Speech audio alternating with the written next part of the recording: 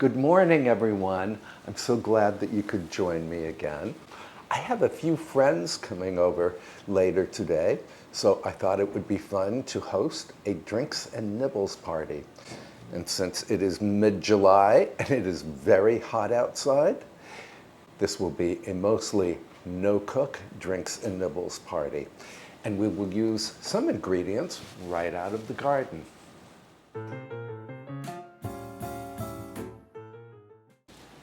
And the first recipe we're going to tackle is pitcher mojito. So it's a mojito, but in a grand size, so we can make lots of drinks at one time. And I need water and sugar, and I will link the printable recipe in the description box below. So it's equal parts sugar and water, and then we need to stir this. So we're making a simple syrup here.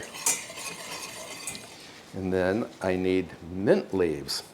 So this mojito recipe differs from most in that we don't have to muddle the mint leaves. And muddled mint leaves tend to get stuck in a straw in a glass anyway.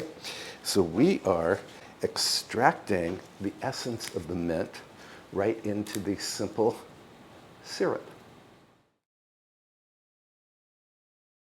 I can't tell you how refreshing these mint leaves smell. Perfect for summer weather. Then all I have to do is bring this mixture to a simmer and let it simmer for about 3 minutes or until the simple syrup is redolent of mint.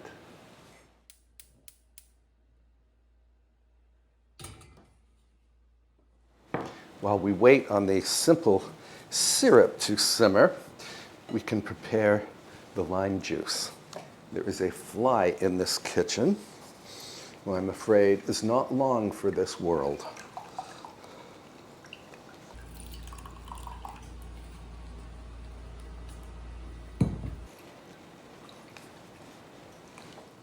Well, this worked out perfectly. I needed 1 cup of lime juice, and that's exactly what we have. Now let me check on the simple syrup. Oh, this has a wonderful perfume. Going to strain this into a bowl here. And we can discard the leaves because they have given up all of their perfume.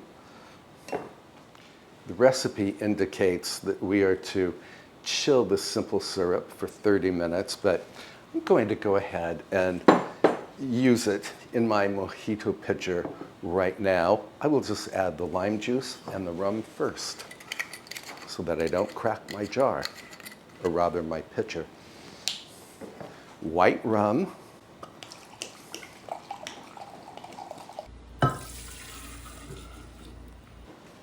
all of the lime juice, and the mint-infused simple syrup.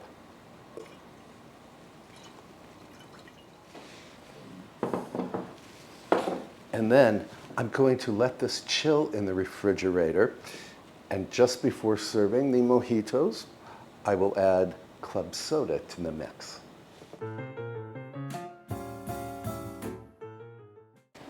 Since I have zucchini in my garden, I think our next nibble should be zucchini cups, which I'm going to fill with a very simple shrimp dip.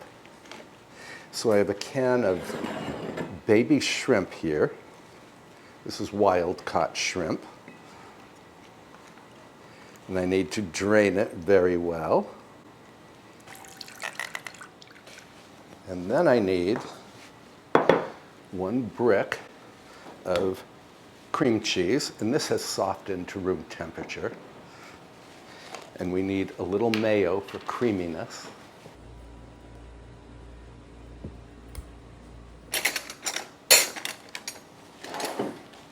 And some garlic powder. If you ever need a very simple dip, say for a Super Bowl game, the shrimp dip is your friend. And we can mix up this cream cheese mixture. I had a friend in high school who used to invite me over to watch movies and listen to records, and he always made shrimp dip for the occasions. And I once watched him make the dip. All it was softened cream cheese and a can of shrimp. No salt, no pepper, no garlic powder, nothing else. And it was still delicious. So this shrimp, by comparison, will seem very sophisticated. Now we can add the shrimp.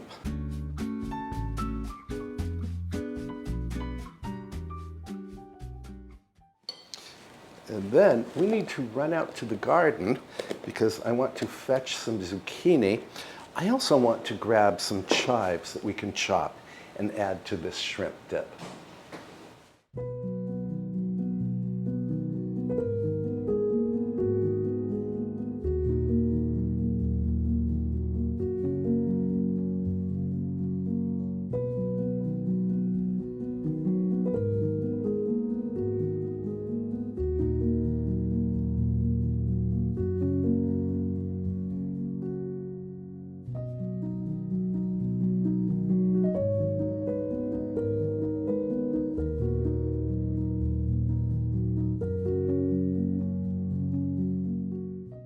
Besides the zucchini, I'm also gathering some of the snapdragons that you and I grew together from seed last February.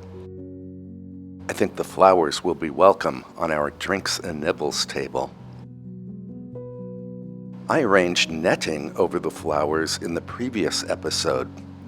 So far, the netting seems to be working. It helps the snapdragon stems to grow upright.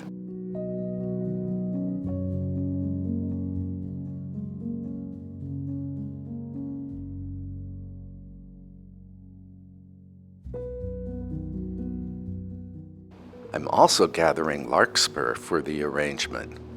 This is my first year growing larkspur, and I'm really enjoying it.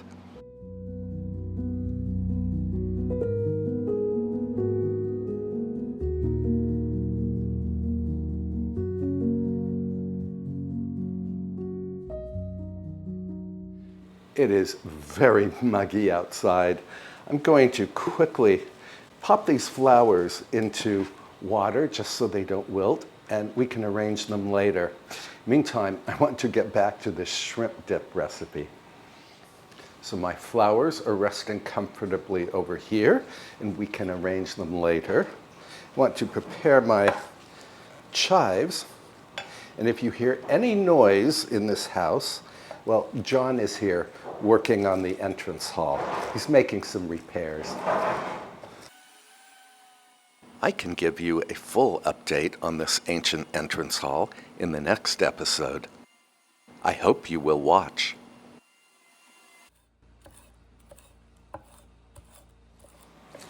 This house is turning 200 years old next year, so we're trying to get everything in ship-shape condition. Chives into the dip. And just fold.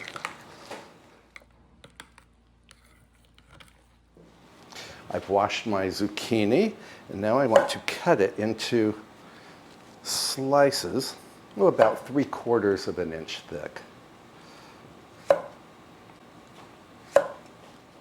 When I harvest zucchini, I try to harvest it when it is very young because it's at its most tender and flavorful then.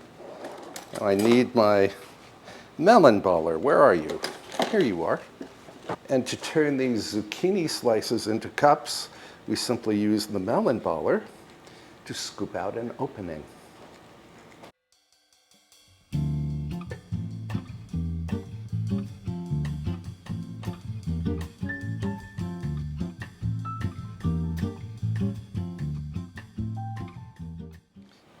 I will save the scoopings from the zucchini slices for a salad tonight. So my platter here. Now I do want to taste this filling. I didn't even add any salt to this, and it's really delicious. And to fill the cups, I simply use 2 spoons.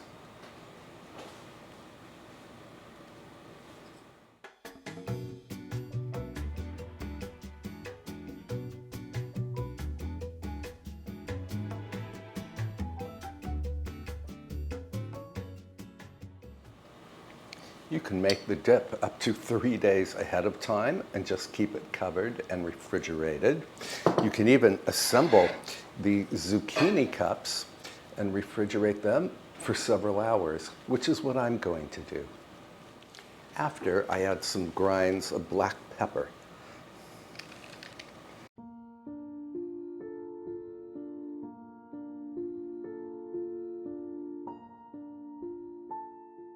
I think I want to garnish these cups with some fresh parsley from the garden, but I won't make you come outside again. It's too muggy there. So I will be right back. And I'm back with a handful of flat-leaved parsley. I love grocery shopping in my own garden.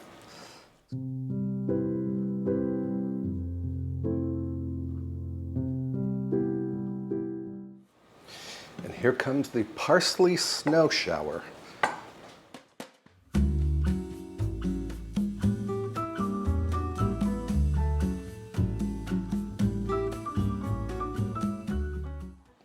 Well, I think this makes a very attractive and delicious little appetizer, and so easy to do. Going to pop this into the refrigerator, and then we can get cracking on the next recipe.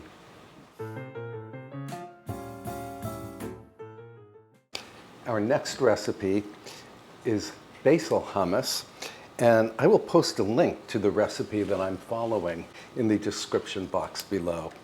So I need basil leaves. Recipe says 2 cups packed.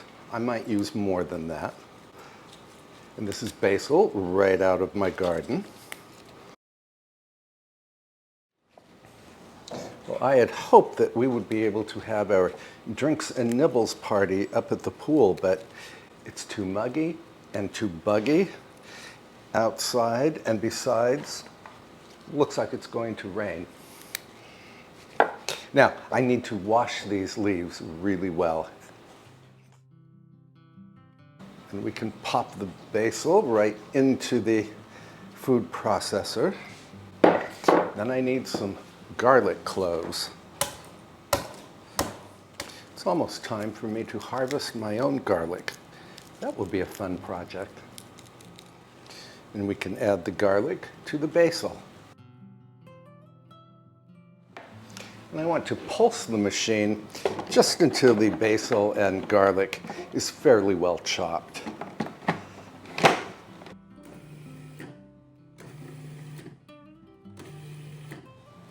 Then we can add the rinsed and drained chickpeas from 2 15.5 ounce cans. Then we can add some pine nuts, which I buy from Tierra Farm.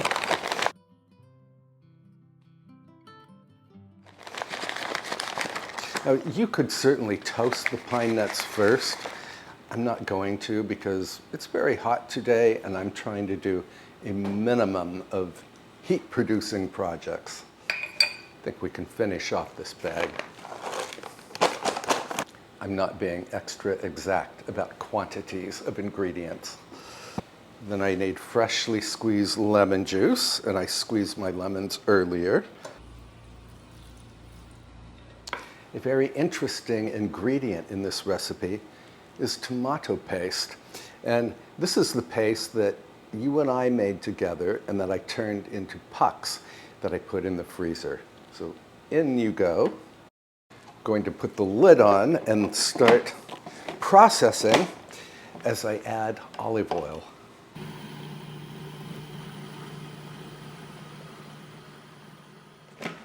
Straight down the bowl. Oh, it smells just heavenly. You do want to add a pinch of salt and a few dashes of Tabasco. You can mix this up and then give it a taste. Normally, I add some of the aquafaba from the canned beans in order to thin out my hummus, but this recipe didn't say to do that. They said to add water.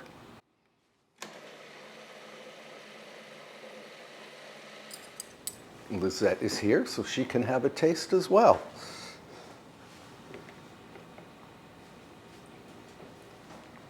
This definitely needs more salt.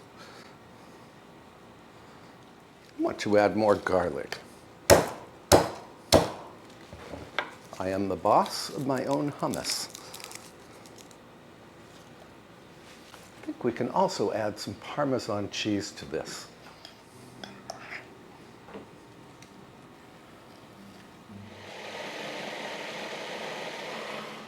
Fresh spoons.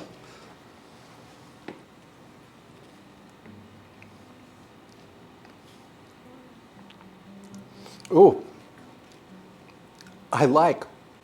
What about you, Lizette? Me too. Wow, that's what it needed. More garlic and Parmesan cheese. This is terrific now. And we still have the whiff of basil. Now we can transfer this gloriousness to some bowls. I'm going to cover and refrigerate these dips until closer to serving time.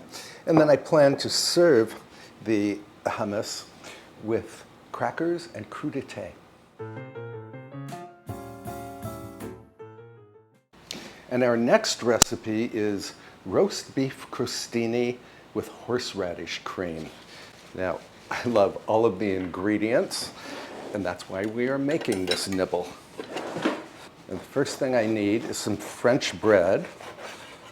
This isn't really a baguette, it's too thick, but it will work. And I'm cutting these slices about a ½ inch thick.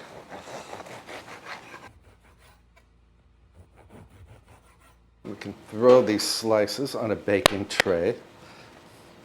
I want to lightly brown the slices. You could brown them in a skillet or in the oven. First, I need to brush each side with some olive oil.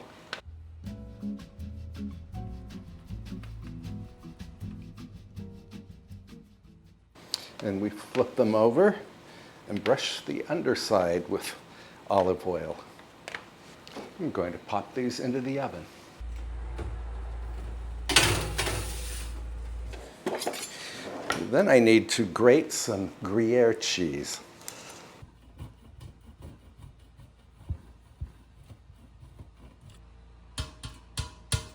Gruyere cheese has a wonderful nutty flavor and aroma. I love it. This recipe also calls for a small diced tomato.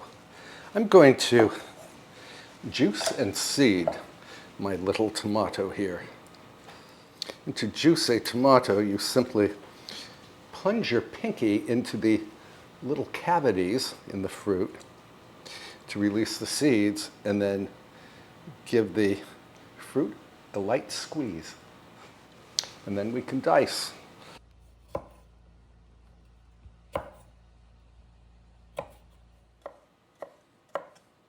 From what I've read, these little crostini actually hold up in the refrigerator for several hours. So they are great for make-ahead parties. We can put the tomatoes aside for a moment because we need to make the horseradish cream. I need sour cream and prepared horseradish. In addition to the sour cream and horseradish, I'm also adding a touch of mayonnaise. The mayonnaise will contribute creaminess.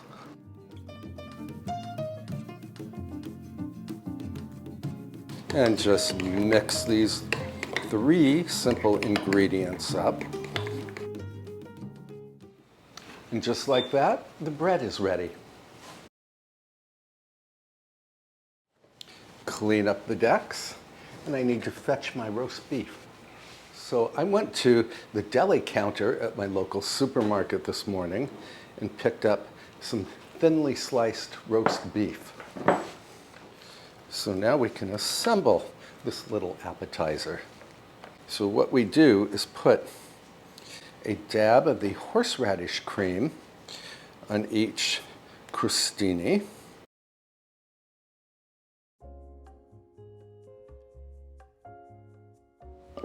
Spread it out.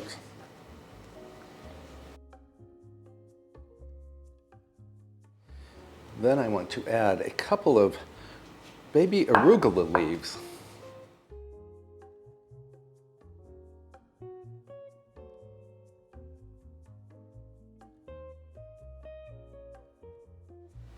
Then we need our roast beef. I'm going to cut down these slices because I think they are way too large for our crostini. I can tell you right now that these crostini were a huge hit with my friends. I hope you will give them a try someday.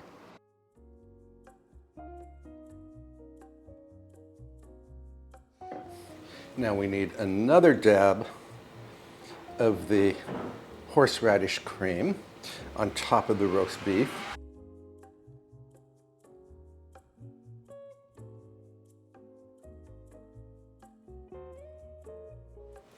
And a sprinkling of the Gruyere.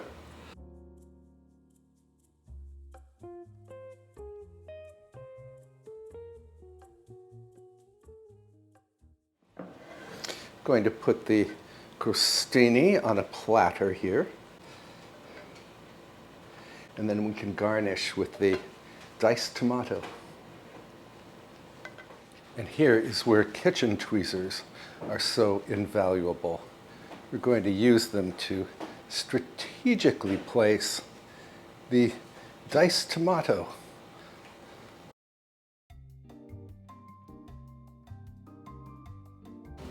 Of course, I have to try one of these for you.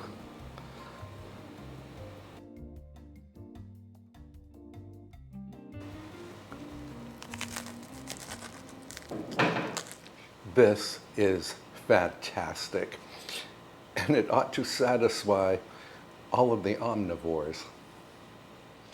So now we can arrange some flowers for the drinks and nibbles table. And these are the flowers from the garden, plus I have some yew branches from my garden.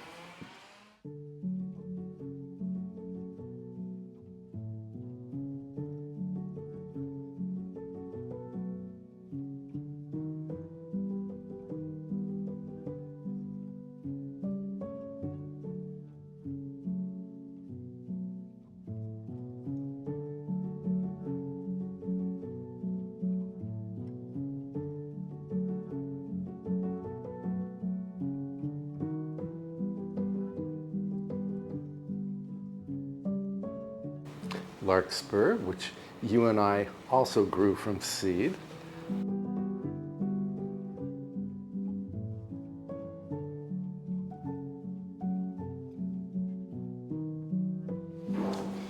And I've just returned once again from the garden to fetch some blue larkspur.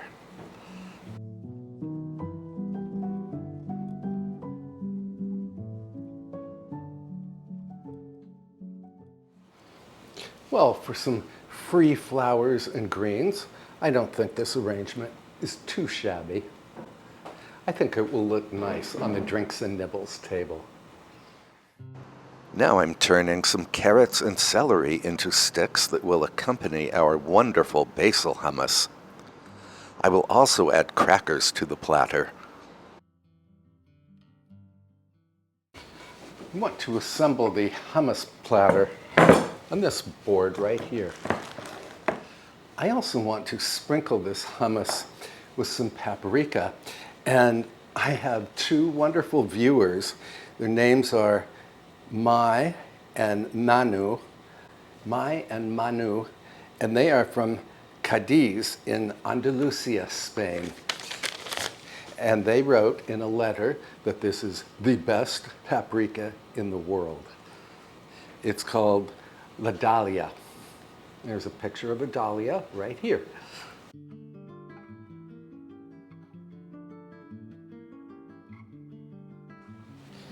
The color is very vibrant, and this paprika is super fragrant. Thank you so much, Mai and Manu. And I have some leftover Ritz crackers from that magnificent lime cracker pie that you and I made together in a previous episode. And if you have not yet tried that no-bake pie, you need to do so immediately. We loved it so much. I want to have a taste of this basil hummus after it's been in the refrigerator for a couple of hours.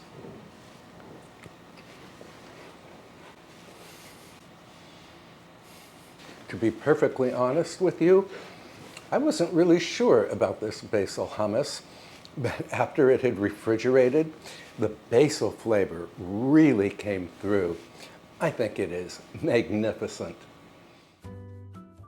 To complete the pitcher mojito, I'm adding thin slices of lime and some club soda. Also, I'm garnishing each cocktail glass with a piece of lime.